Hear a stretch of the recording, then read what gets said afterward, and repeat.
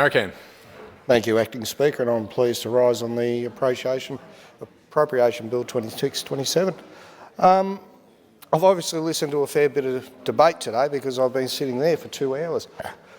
And it really is becoming a budget of have and have-nots.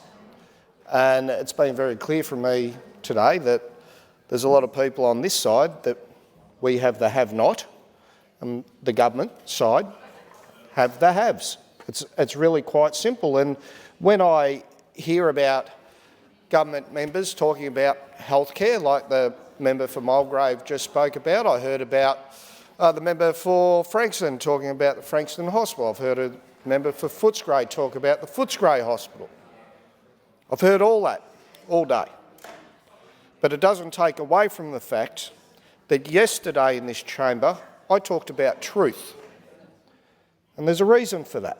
I won't say the L word today because I think everyone will explode, but I will talk about truth, because truth is important. It's very important. When we talk about healthcare, when we talk about community and communities getting left behind, there is no bigger community left behind than mine in West Gippsland, in the seat of Narracam. When you have been waiting since 2015 for a hospital, since 2015 was when the Health Department recommended that a new hospital be built in West Gippsland. 2015. We get to the 2018 election, the Liberal National Party committed to building a new hospital.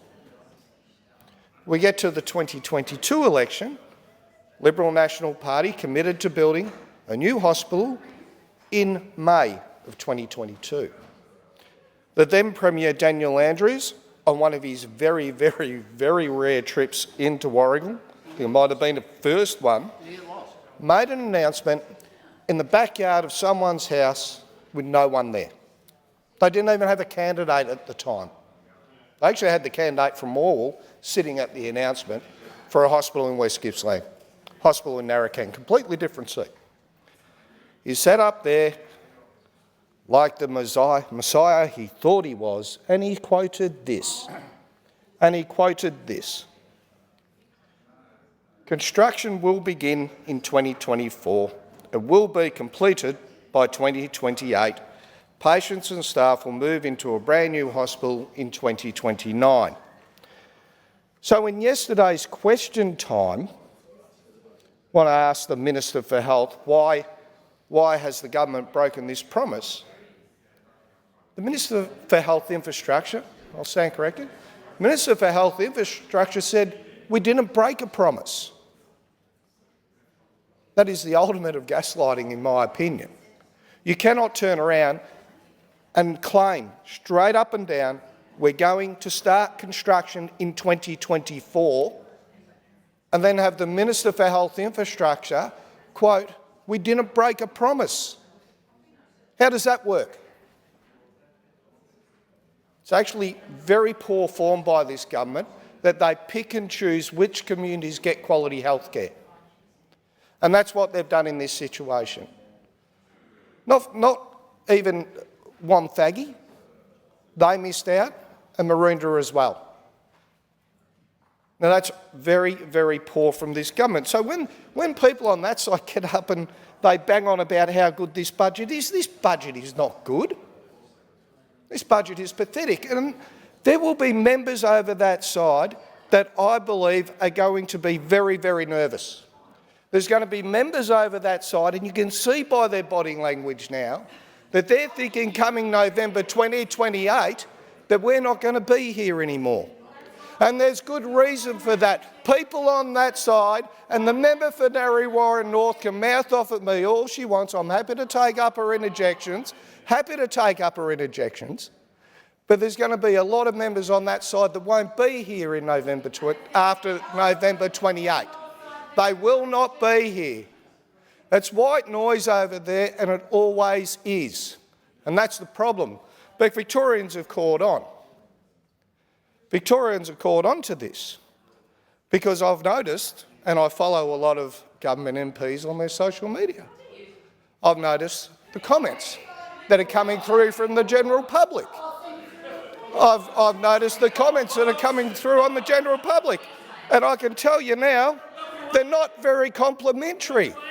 They're not very complimentary. I don't follow the member for. I don't follow you, mate. Don't worry about it.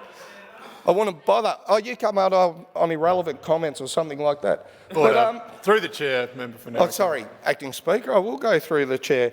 Matthew, this was on the Premier's own social media page, the comments. Start dusting off your resumes. How are those machete bins working out, Jacinta? You're weak on crime and heavy on corruption. Victoria has caught on to the Labor Party. They've caught on. The general public has caught on to the Labor Party. They've caught on to the gaslighting. When Labor comes out and says this is a good budget, most comments say, where's our $15 billion? Where is our $15 billion gone? That comes up all the time. Because Victorians are sick and tired of the corruption and the cover-ups in this state that got us in the position of $200 billion worth of debt and $24 million a day in interest. $24 million a day in interest. The member for Malvern said it earlier. He talked about his top 5. The top 5 things in Victoria. Unemployment, debt, credit rating at its lowest it's ever been, taxes at their highest and interest payments at their highest. And when we talk about the interest payments, and it got brought up in last year's PAYAC, and it was a very good question from Richard Welsh in the other place. It was a very good question. Have you done the modelling if we lose our credit rating? And the answer was no. Because the credit rating agencies are telling this government to pull your head in. They've been very, very clear about it. Been very clear about it. They've told this government, if you keep spending, we will downgrade your credit rating. And what will that do to the interest bill? And has any modelling been done on that? I doubt it. I doubt it very much. Because this government doesn't listen to people. Just does not listen. And that's the problem with the government. Does not listen to anyone.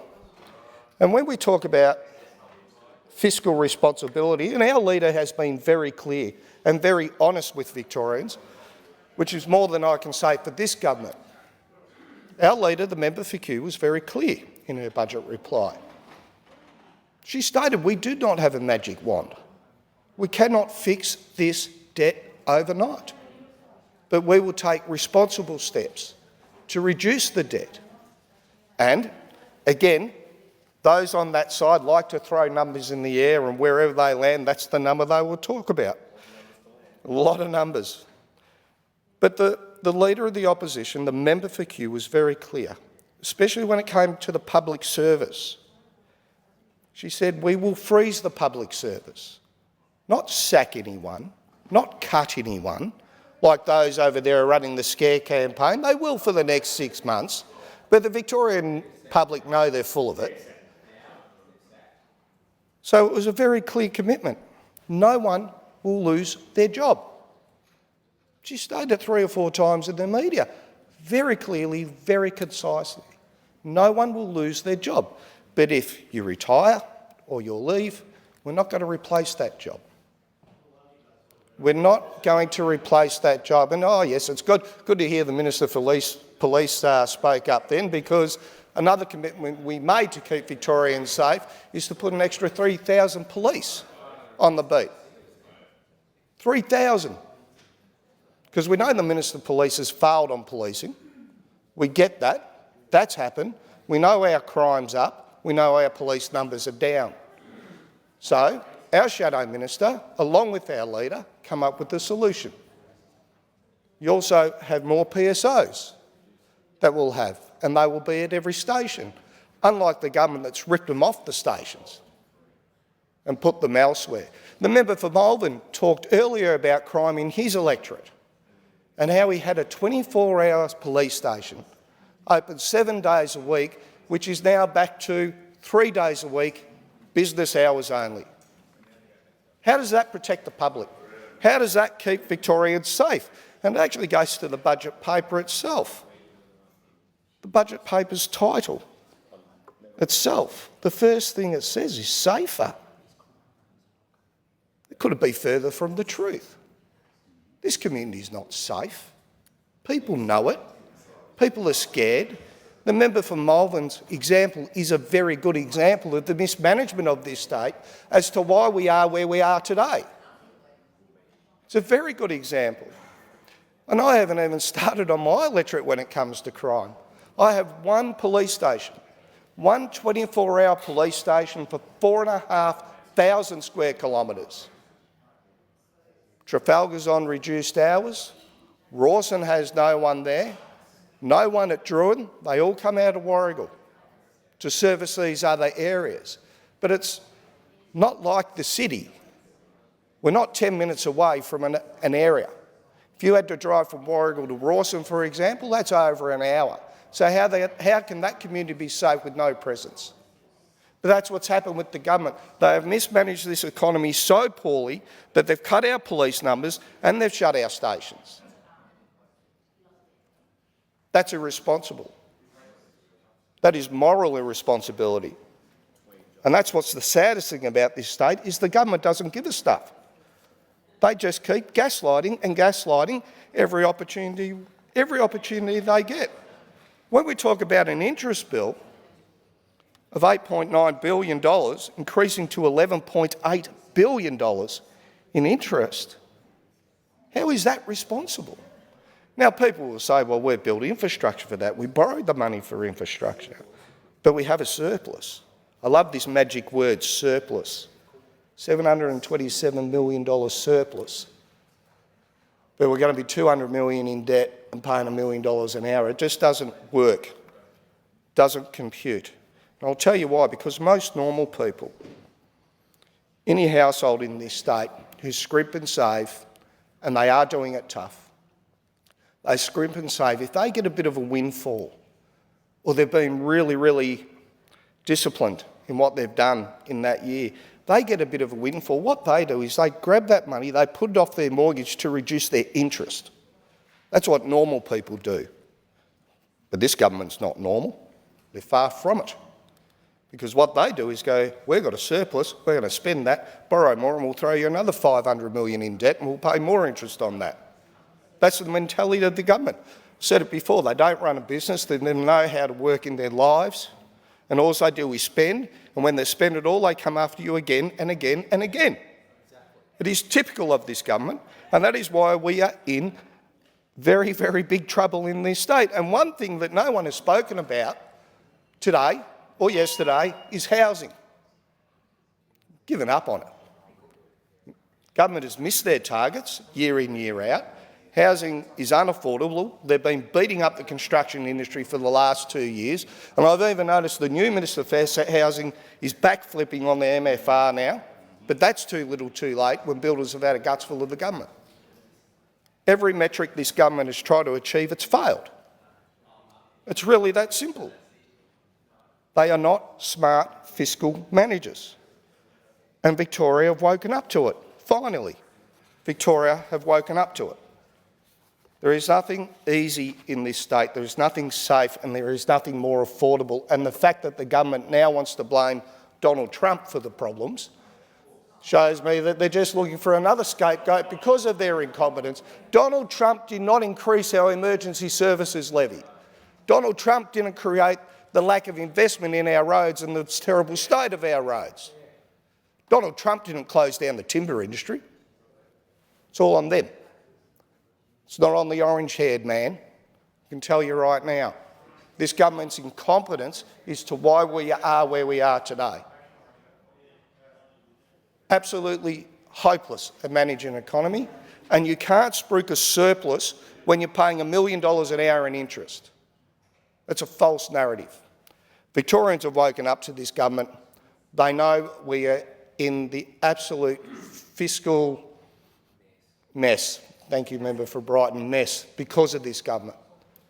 And come November 28, there's a few over there that are going to have to dust their resumes off, pack up their offices and move on, because myself, along with Victorians, have had enough.